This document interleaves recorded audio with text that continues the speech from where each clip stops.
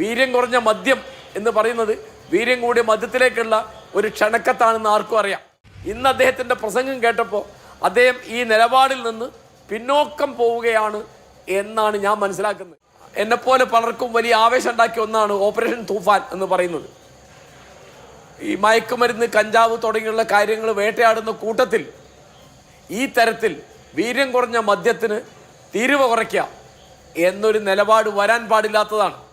Shri M N Karassery, താങ്കൾ അടക്കമുള്ള ആളുകൾ ഒരു പുതിയ സർക്കാരിനെ പ്രതീക്ഷിച്ചിരുന്ന അല്ലെങ്കിൽ അത് വരണമെന്ന് ആഗ്രഹിച്ചിരുന്ന ആളുകളാണ്.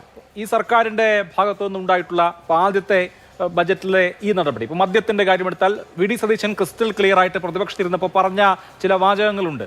വീര്യം കുറഞ്ഞ മദ്യം കുറഞ്ഞ നികുതിയിൽ കൊണ്ടുവന്നാൽ അത് എതിർക്കപ്പെടേണ്ട കാര്യമാണ്, അത് അഴിമതിയാണ് എന്ന് അദ്ദേഹത്തിൻ്റെ തന്നെ വാക്കാണ്. അപ്പോൾ അദ്ദേഹത്തിൻ്റെ ആദ്യത്തെ ബജറ്റിൽ അത് അതേപടി ഇടം പിടിക്കുമ്പോൾ സ്വാഭാവികമായിട്ടും നിങ്ങൾ മുമ്പ് അഴിമതി എന്ന് പറഞ്ഞ കാര്യം ഇപ്പോൾ നടപ്പാക്കുന്നത് എന്തെന്ന ചോദ്യം വരും.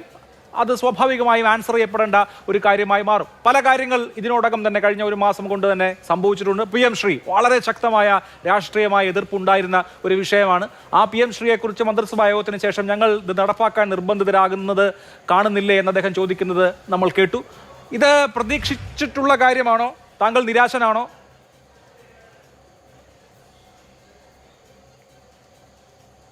അഭിലാഷ്, ഞാനങ്ങനെ നിരാശനാണ് എന്ന് പറയാൻ വയ്യ. പക്ഷേ കാരണം ഒരു മാസമല്ലേ ആയിട്ടുള്ളൂ, നമ്മൾ അവർക്ക് സമയം കൊടുക്കുക. മദ്യത്തിൻ്റെ കാര്യം നമ്മളിപ്പോൾ ചർച്ച ചെയ്തത് എന്ന് വെച്ചാൽ കേരളം നേരിടുന്ന വളരെ പ്രധാനപ്പെട്ട ഒരു പ്രശ്നം ലഹരിയാണ് എന്നെല്ലാവർക്കും അറിയാം. ലഹരി മുക്ത കേരളം എന്ന് പറഞ്ഞിരുന്നു പിണറായി ഗവൺമെൻറ്. 2016 29 5 സ്റ്റാർ ബാർ ഉണ്ടായിരുന്ന കേരളത്തിൽ ഇപ്പോൾ 945 5 സ്റ്റാർ ബാർ ഉണ്ട് എന്നാണ് മദ്യവിരുദ്ധ സമിതിയുടെ പ്രധാനപ്പെട്ട നേതാവ് ഇയച്ചേരി കുഞ്ഞകൃഷ്ണൻ മാസ്റ്റർ എനിക്ക് തന്ന ഒരു കണക്ക്. അപ്പോൾ 5 സ്റ്റാർ ബാറുകൾ മലപ്പുറത്ത് ഒന്നുള്ളത് 31ആയി, കോഴിക്കോട്ട് ഒന്നുള്ളത് 41ആയി. ആലോചിക്കൂ എവിടേക്കത് പോണത്. അപ്പം കള്ള് നല്ലൊരു ഭക്ഷണപദാർത്ഥമാണ് എന്ന് പിണറായി സർക്കാരിൻ്റെ കാലത്ത് ചില CPM നേതാക്കന്മാർ പറയുന്നത് നമ്മൾ കേട്ടു. ഇത് നമ്മുടെ വലിയൊരു പ്രശ്നമാണ്.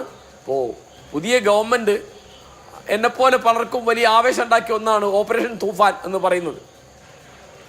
ഈ മയക്കുമരുന്ന്, കഞ്ചാവ് തുടങ്ങിയുള്ള കാര്യങ്ങൾ വേട്ടയാടുന്ന കൂട്ടത്തിൽ ഈ തരത്തിൽ വീര്യം കുറഞ്ഞ മദ്യത്തിന് തീരുവ കുറയ്ക്കുക എന്നൊരു നിലപാട് വരാൻ പാടില്ലാത്തതാണ്. ഇവിടെ നമ്മൾ ഓർക്കേണ്ട ഒരു പ്രധാനപ്പെട്ട കാര്യം 1994 കേരളത്തിൽ നടപ്പാക്കിയ പഞ്ചായത്ത് രാജ് നഗരപാലിക ബില്ലിലെ ഒരു പ്രധാന വകുപ്പ് മദ്യഷാപ്പുകൾ അനുവദിക്കാനോ ഇല്ലാതെയാക്കാനോ ഒക്കെയുള്ള അധികാരം തദ്ദേശ സ്വയംഭരണ സ്ഥാപനങ്ങൾക്ക് കൊടുത്തു. ഒരു പഞ്ചായത്തിൽ, ഒരു മുനിസിപ്പാലിറ്റിയിൽ, ഒരു കോർപ്പറേഷനിൽ അങ്ങനെ വേണോ വേണ്ടെന്ന് അവർ പഞ്ചായത്ത് തീരുമാനിക്കും. ഈ സാധനം കൊണ്ടുവരുമ്പോൾ കരുണാകരനാണ് മുഖ്യമന്ത്രി. 1999 നായനാർ അത് ദുർബലമാക്കി. 2012 ഉമ്മൻചാണ്ടി ഗവൺമെൻറ് അത് വീണ്ടും പുനഃസ്ഥാപിച്ചു. 2017 പിണറായി ഗവൺമെൻറ് അത് അട്ടിമറിച്ചു. ഇപ്പോൾ സർക്കാർ തന്നെ മദ്യം ഉണ്ടാക്കാൻ അതിനാണ് മിന്നൽ മാജിക് എന്ന് പേരിട്ടത്. അപ്പോൾ നമ്മുടെ സാമൂഹ്യ ജീവിതത്തിൽ, കുടുംബജീവിതത്തിൽ മദ്യത്തിന് വലിയ സ്വീകാര്യത, അംഗീകാരം കിട്ടി വരികയാണ്. ഞങ്ങളുടെയൊക്കെ കുട്ടിക്കാലത്ത് കള്ളു കുടിക്കുക എന്ന് പറയുന്നത് വലിയ മാനക്കേടായിരുന്നു. 1967 2ാം EMS മന്ത്രിസഭയാണ് മലബാറിൽ മദ്യം ഹലാലാക്കിയത്. ഞങ്ങളൊക്കെ പ്രീ ഡിഗ്രി പഠിക്കുന്ന കാലത്താണ് കള്ള് ഷാപ്പ്, ചാരായ ഷാപ്പ് എന്നൊക്കെയുള്ള ബോർഡ് മലബാറിൽ വരാൻ തുടങ്ങിയത്. ഞങ്ങൾക്കൊന്ന് വലിയ അത്ഭുതമായിരുന്നു. ഇപ്പം അത് പോയിട്ട് ജാതിമത ഭേദമില്ലാതെ കല്യാണത്തിൻ്റെ തലേന്നൊക്കെ സൽക്കാരം എന്ന് പറയുന്നത് മദ്യസൽക്കാരാണ്. അതൊന്നും ഒരു മോശപ്പെട്ട കാര്യമല്ല. നമ്മുടെ സിനിമകളിൽ, നമ്മുടെ സീരിയലുകളിലൊക്കെ അതിൻ്റെ വലിയ അംഗീകാരം, സാഹിത്യത്തിലൊക്കെ അതിന് വലിയ അംഗീകാരം കിട്ടി വരുന്നുണ്ട്. അപ്പോൾ ഇപ്പോൾ സതീശൻ ഗവൺമെൻറ്റിൽ നിന്ന് തീർച്ചയായിട്ടും എന്നെപ്പോലെ പലരും പ്രതീക്ഷിച്ച ഒന്നല്ല ഈ വാക്യം. തീർച്ചയായിട്ടും അത് വീര്യം കുറഞ്ഞ മദ്യം എന്ന് പറയുന്നത് വീര്യം കൂടിയ മദ്യത്തിലേക്കുള്ള ഒരു ക്ഷണക്കത്താണെന്ന് ആർക്കും അറിയാം. നമ്മുടെ യുവാക്കൾ നമ്മുടെ വിദ്യാർത്ഥികൾ നേരിടുന്ന ഏറ്റവും വലിയ സംഗതി എന്ന് പറയുന്നത് ഈ ലഹരിയാണ്.